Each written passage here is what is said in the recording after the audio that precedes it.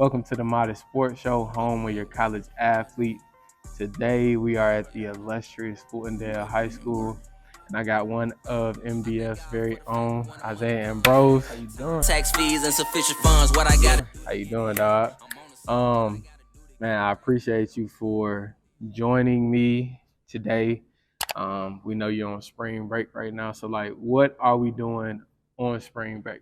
On spring break. Well, first of all, thank you for having me on the show. For sure. And spring break for me is a little time to rest, see family, but at the same time, we still getting work in, making sure we prepare for spring ball. So right now, I'm lifting in the mornings at 8, and we on the field at 4, just getting a little skill work, nothing too major. Yeah. Just a little light work to stay tuned up. Right.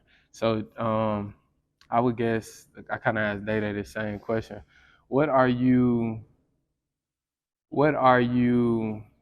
like most working on right now, leading up to y'all first padded practice? I would assume when you get back. All right, so I think first week I don't think it's in pass, so we got just helmets like the first 3 days, and then we in pass the week after that. But right now, my main focus is just sharpening up technique skills. Because up to this point, all the big work has been put in up to this point. So right now, it's just sharpening technique skills that I know I still need work on as far as my game, and then just hitting on the areas that I know I struggle with physically. Like I done dealt with some groin injuries in the past and foot injuries, so I just been keeping things like core work and different things to just make sure I'm staying on top of that so I can stay healthy. Like the maintenance part of it. Now, when you say technique and skill, though, do you have like maybe your hand placement? Do you got like a foot play? Like, break it down. All right, so for me, I got a couple drills I kind of go through. It's just mainly working on my step replacement as far as press man stuff, hand placement, like you said, all that is good. And then as far as zone work, it's just working my pedal and brake and just driving out and just focusing on. For me, like I know I struggled in the past, like I don't really move my arms when I pedal, but you got to move your arms to get up out them brakes. So just honing in on that. All right, so I typically like to start off the interview just with that, bro, especially with y'all being at home, with it being spring break, and I'm interviewing a lot of Portal guys, so I just want to see where everybody's at with that. Now, my icebreaker question for you, what is one random fact that you know? One random fact I know. He put me on the spot. I don't know if I know a random fact. Let's see. We just gonna keep it. We're gonna say this. We're gonna say this the best podcast out right now. Yeah. We like, hey, you heard it here first. All right, bro. So let's go back. Let's take it back. What is Wyoming Seminary? Wyoming Seminary. It's great love for that place. For me, that place meant a lot for me because that was kind of like my opportunity into this world. Okay. You feel me? I was coming. Situation was, I'm going through my senior year. I ain't really have a lot of offers on. I got a couple of interests from a couple D2 schools, D3 schools. I ain't really have a lot of Division I schools, and I felt like I could play at that level. So for me, I got a call. I think it was late November from Columbia, and they did an in-home visit, and I was getting ready to go up there, and then COVID happened and everything, and they called back. They was like, yeah, we got some seniors that's not going to graduate because of COVID. They're coming back. So we're going to stop our class or whatever we already had signed. So I'm like, all right, that's cool. And then, so I'm at a panic mode now. It's like damn near April, and I don't got nowhere to go. So I'm like, I don't know what I'm going to do. And I think the coach who actually recruited me at Columbia helped. He made some calls. I got a call from Lafayette, Coach Garrett. And at this time, it's May, so I haven't applied to the school. I can't get in. But he was like, we can send you to prep school up at Wyoming Seminary. Okay. You can go there and you can come in with the next class the next year. So I'm like, all right, bet. I'm all in. Yeah. So for me, that was that. And then it's also my first experience in the North, too, for me growing up in the South. I visited the North a little bit. My dad got family up there, but I ain't never really lived up there and seen how it was. So it was definitely a little shock going up there. That was because when I looked it up, I'm glad you explained that situation, because when I was doing my research, of course, we trained together with MDF. I had knew that you went to John Carroll, but I was like, wow, I'm in seminary. I was kind of unsure what that was. And so but let's talk about John Carroll too, though, right? So you start your high school career at John Carroll. And what was that like coming into John Carroll, some of those experiences? For me, I guess it was a little different just being away from, because growing up, I swear I was going to Shades Valley with all my friends, Okay. because I grew up playing park ball up in Irondale, so Okay. I thought I was going to be a Shades Valley Mountie, so Yeah. they dumped me. But so it was a little, I guess I ain't gonna say upsetting, but I was just, it wasn't where I wanted to be at first, but I learned to embrace my surroundings and be grateful for the opportunities I'm given there. So Yeah.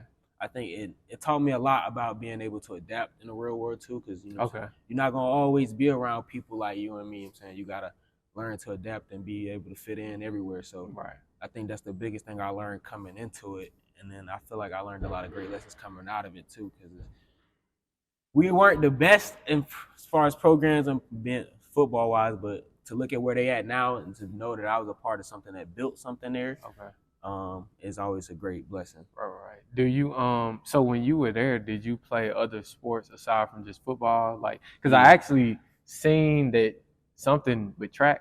Yeah. Okay. So I played basketball and track, and then I played baseball, but I think I quit the baseball team freshman year because it was too much going on trying to balance out all them sports. So I was just like, I'm gonna stick to the two. I did basketball and football up until about, I want to say, my junior year, and then I went on spring break down to Florida actually, and I was running some drills, and I was like, I need to get faster. So I came back home, and then I was like, I talked to the track coach, and he actually let me come out and join the track team for that little time after spring break, and then I kind of fell in love with it. I ain't gonna say fell in love, but I kind of came to enjoy the meets and running. So this is something I chose to stick with the next 2 years, and I kind of put the basketball down and just figured football and track. Right. Did you like so during that time period? What were some things that may have helped like from track that may have helped translate to football? For me, I think the biggest part about it is just the competitive piece, and just being able to and then apart from that too, being able to apply like sprint mechanics into just being able to tune up and technique and learning how to run. Okay. And then it also taught me too that track speed and football speed is two totally different things. Yeah. I thought I was fast before until I got in them blocks. I'm like, oh, this is a whole different ball game. So I was actually reading an article by one Matt Ray on LinkedIn, and he was I think he was a strength and conditioning coach at Alabama. I think he worked for the New Orleans Saints right now.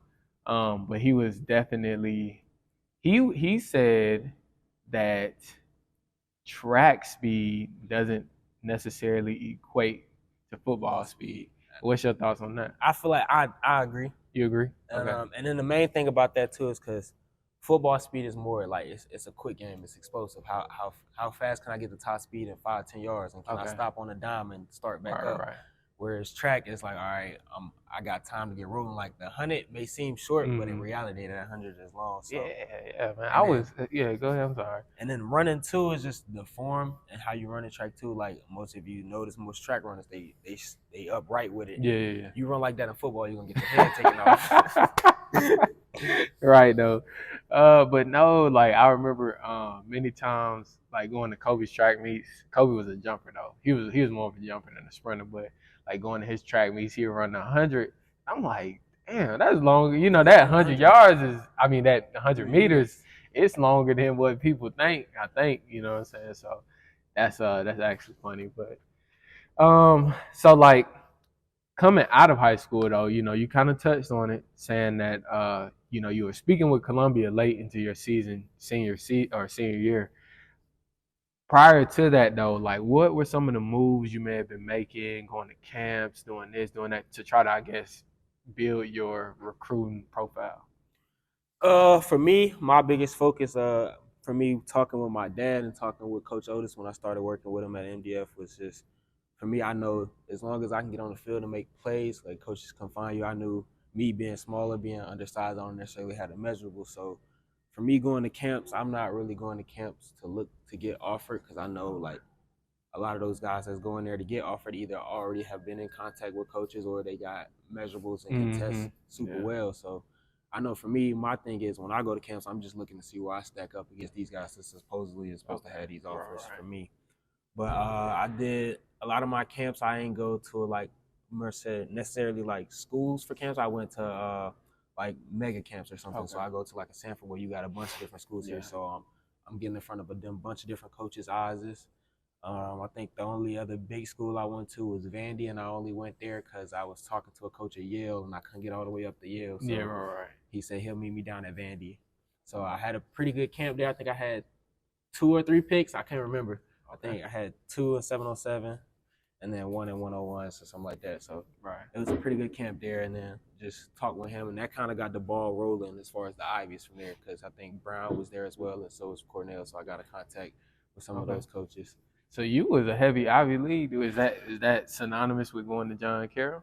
For me, yeah, because just knowing how I am, I know I'm smaller in stature, like I said, but I know my grades was always up to par, so my grades is there, and I felt like as far as me wanting to play at the Division I level, that's probably my best way in to the door. I'm like, okay, these Ivy League schools where they got some talent, they play good ball, but necessarily there's gonna be other guys like me that's gonna have their grades, and they might be overlooked at some of these bigger schools, but they can still play. For sure. So we kind of, I guess, like I said, you touched on it with getting into your senior season. Talk more to, like, I guess, the mental headspace you may have been in, like the pressure to that situation. Like, man, I'm like really getting to the nitty gritty, but things are kind of not going in your favor. For me, it was just I kept my head down and I kept my faith in God. I kept my prayers up.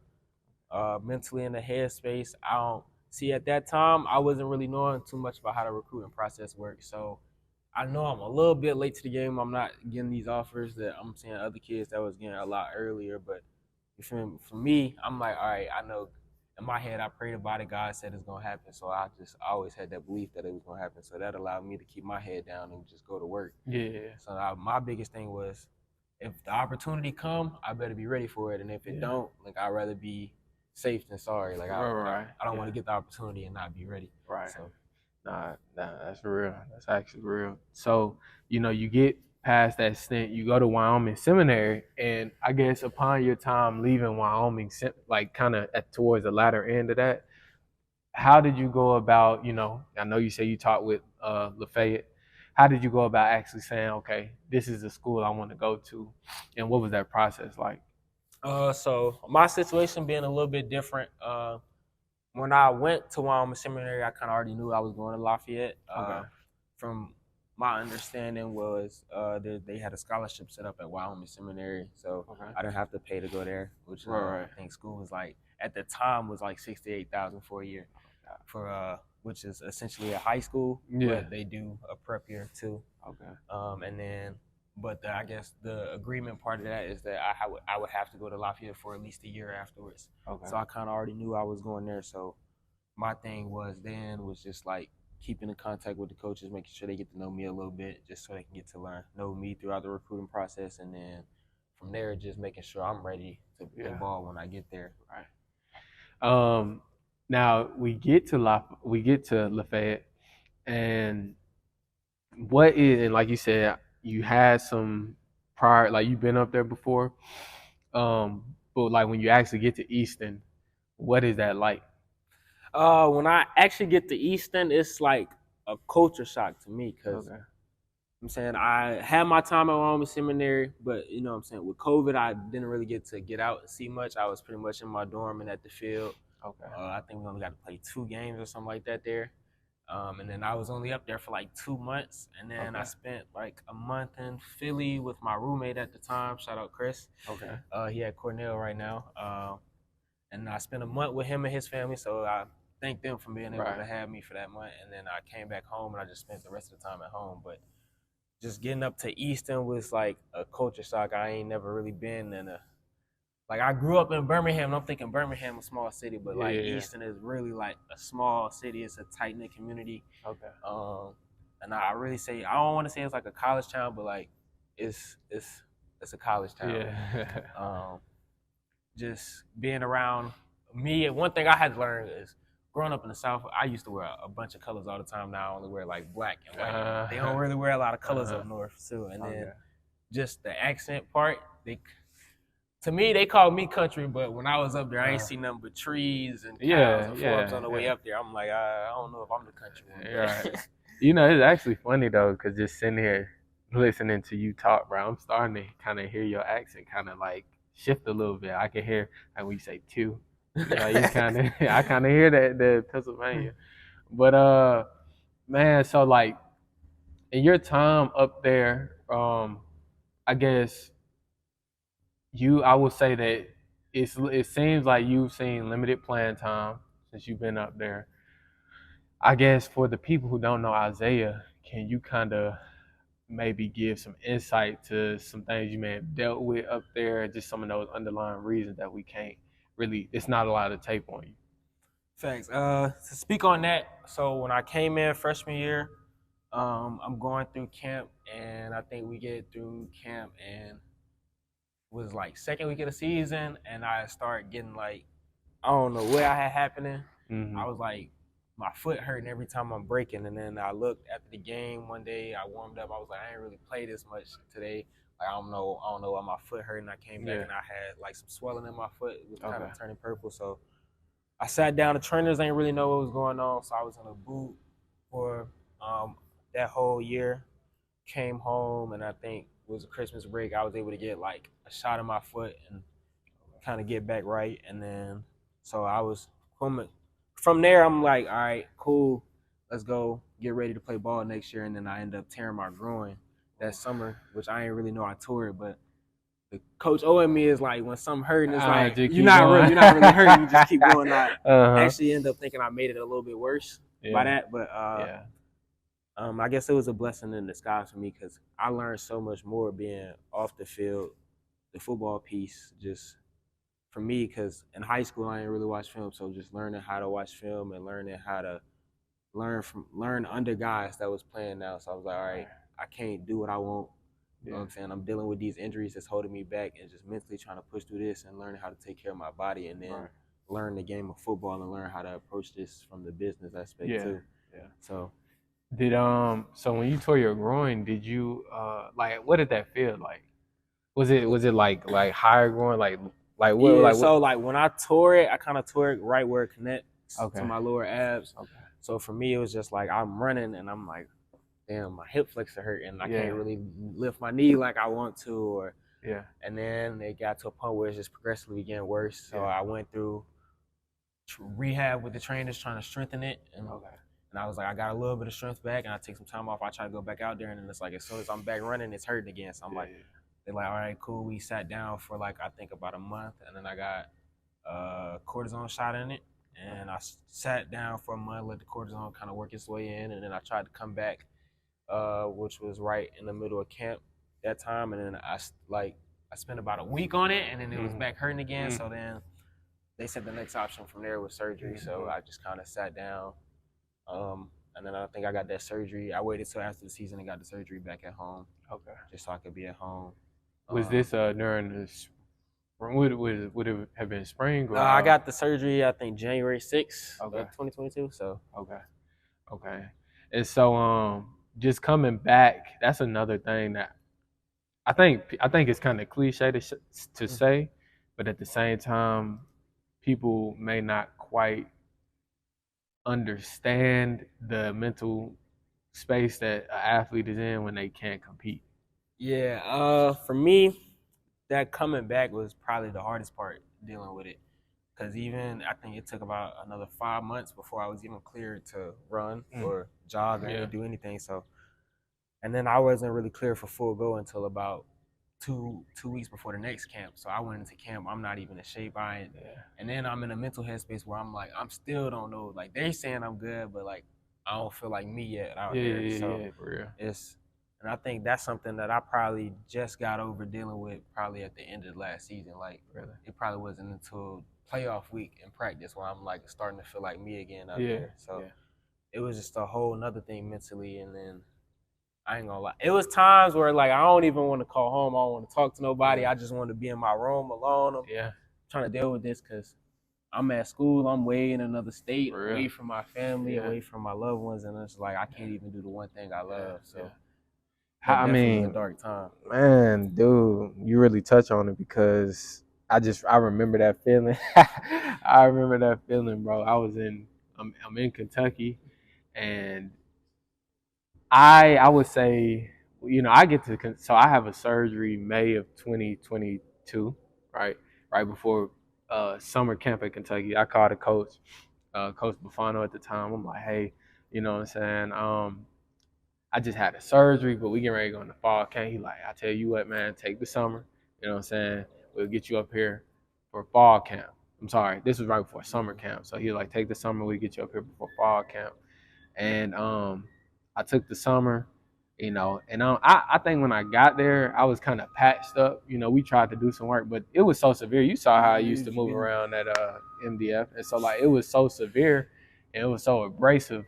But I get to Kentucky, and I'm kind of like, I felt accomplished to be there, but I still wasn't, like you said, I wasn't myself. You know what I'm saying? And so feel like I had all the right tools, but just going through the season is long. Like you said, even when you're not playing, the season can be very, very jarring. And so like, just being on my feet every day, going hard every day, eventually that caught up to me. And so like, I would say around Vandy, we played Vandy like end of the season 22, and like I was in pregame, and I'm like, oh my god, like it's a pain shooting on my foot that's so bad, like I can't. I went to one of the trainers like, hey, nah, bro, I can't. You know what I'm saying? I can't go no more. Like after this, that's it. And so we hung it up like for real. End of the season, I was just lifting, and that was just one of those time periods going into like I had the rest of the season off, and then as well as like when the season ended, had that time off, and I was I was getting right over that winter break period, and then going into the spring of 23. So last year, spring around this time, Kobe he left. You know what I'm saying? He transferred to state, and I'm up in Lexington by myself, like you said, kind of just alone, and I'm also not where you want to be physically, or health wise to be on the field doing what you love to do. And so, yeah, it comes with a whole set of problems. And that was some, loved ones back here. My girl, she down here too. So just being away from your family, it do be rough. What advice, I guess, would you give to athletes, collegiate athletes, high school athletes that might be in the same headspace? My advice to them is, you know your body, so don't try to rush back. For me, I think that's one thing I kind of forced myself to do too, is trying to rush back a little bit, just in the sense that when I came in, I had one coaching staff, and then they left, so we had a new coaching staff came in, and it's like I'm hurt, so I got to prove myself all over again. But I can't, like, all they seen is me hurt, and they thinking, you know how every coach is when they come in, they thinking you just playing or you don't want to play for real. I'm like, no, like I'm really hurt, like I can't go. But just so trying to work through that, trying to be able to have a chance to prove myself, and I felt like time was slipping by. But one thing for me was just learning to lean on that, like, this is God's timing, it's not your timing. Right. So that was hard for them. I would just say it was a struggle for me because I don't really like reaching out for help, but sometimes you got to, like, your loved ones back home are your loved ones for a reason. So reach out, lean on them when you need to help you out that headspace. Nah, real. So can you explain to me, and actually, I guess we can tack that on to like when you deal with those coaching staff changes, unless like collegiately, unless you're like a certified playmaker, like you ain't really promised that when a new staff come in that you just gonna retain whatever status you had. So that's just a quick tidbit for fans of college football. But explain to me, like, I guess what that football atmosphere is like in Lafayette, like, cause it's north, and so I imagine it ain't nothing like it is down here. But I could be wrong. Nah, I feel like down here we live, eat, sleep, and breathe football. Okay. It's not necessarily that way up there, but I can tell right now football is important. Football is on the rise. The new staff came in, and they came in to win. So and we accomplished. The first year they was in wasn't quite the experience that they was looking for. I think we ended up going 4-7, which is an improvement from 3-8 the year before. So we improved by one game, but for them that wasn't good enough. And then I think we was able to turn around the next year, and we actually won the league. So and that was this past season. Yeah, this past season. So 9 games won this past season. So Okay. for us, that's a good stepping stone. But now it's like, all right, what's next? Because we got to the playoff, but it ain't in how we want it. Yeah. We blew a 28-7 lead on Delaware. Oh, So, okay. but now the goal is like, all right, we got there. Before the goal was getting there, now we got there. So now the goal is actually to get there and make some noise, win, go deeper in the playoffs, make a run. So I say the football culture it's more like a family up there. Okay. So everybody's family. And that's the one thing I do fall in love with, that they tend to treat everybody like family. We all like brothers, and we all willing to go to war for each other. And I think that's a big reason why we was able to turn that program around and win some games too. Right. And so I guess, what do you feel like is a reason that this coaching staff, or how can I say it? How do you feel like this coaching staff has impacted you personally with them coming in, maybe some of the relationships you built, and I guess versus the old? I guess the impact on me personally is just learning to embrace my role. Like I said, dealing with this coaching staff is kind of, before with the old staff, the hurt guys, we kind of just sat on the side, you do your own thing. We got a little workouts and stuff, but with this staff, I had to be a little more involved. So like when I was hurt that whole time for that whole year, my sophomore year, they had me filming and recording games and practices, which is something that I might not necessarily wanted to do, because you feel me? For me, I'm missing mental reps down on the field, but it was great for me to learn the service. In a sense, all right, I know this is what the team needs, so I feel like that allowed me too to play my game. And now when I'm out here on the field and I can play, like I can trust that, like, I'm gonna do whatever the team needs me to do on the field, so we can win as a unit. Right. And then as far as like schematically, what are some things that Lafayette is doing with this new coaching staff that you, I guess, might take a liking to? How do you think the scheme fits you? I speak to that in a sense. Schematically, defense, it's not really too much different from the old staff. Okay.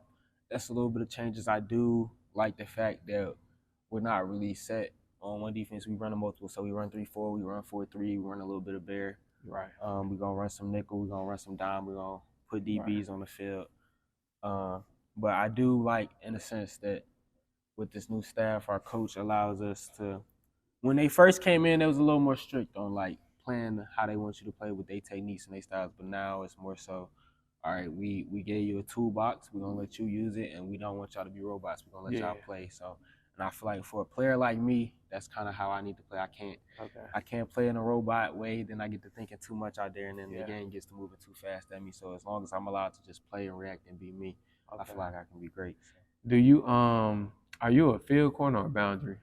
So I played the boundary the past couple years, but I think this spring we just made the switch. We're gonna no longer do field and boundary. We're gonna go left and right. Okay. So I don't really know where he gonna have us at as far as left or right this spring, but just knowing both and knowing how to play both.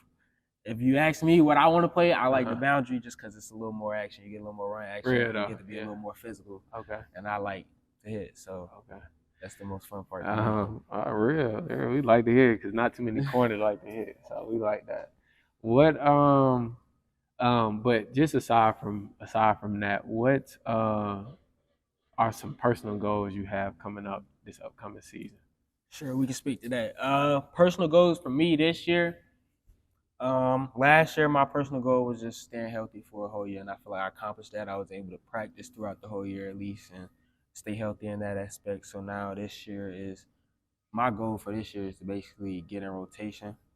Because I said I got the spring chance to prove myself. We done got some pieces moving around. We done lost some guys in the secondary, so that opened up some spots. And I know, kind of, for those who don't know how college football works, like nobody's spot is guaranteed, but like kind of the starters are your starters going into camp, and unless otherwise. So for me, it's just kind of getting that rotation to the point where I can make plays and eventually be able to push for that spot and then keep those guys on edge and keep everybody getting better. But season goals for me, man, I'm thinking, I put a number in my head. I put it in my notes, actually. I think I had 40 plus tackles for me. I wanted 5 plus picks, and I think 9 plus PBU. So if I can get in the field and get in rotation with those numbers, Yeah. we're gonna be good. Right. Well, guys, this is another one. I appreciate you for coming on the show, dog. Isaiah. Appreciate you having me. Yes, sir. Isaiah Ambroise. Be sure to follow him and what he does. Is this your last season? So it's my last season at Lafayette, but I got 2 more years of eligibility. Okay. Thanks to those injuries. So like I said, blessing in disguise. So Okay. my main thing this year is just be able to get something on tape and be able to make something greater out of myself these next 2 years. For sure. And so be sure to follow his journey, guys. And we'll continue to get guys on here with organic stories, just revolving the sport, college football. We appreciate you for tuning in, just like that. If you made it this far in the episode, I appreciate you. Be sure to like. What was your favorite part of the episode too? Drop that in the comments. Subscribe, share the video around, and of course, stay modest.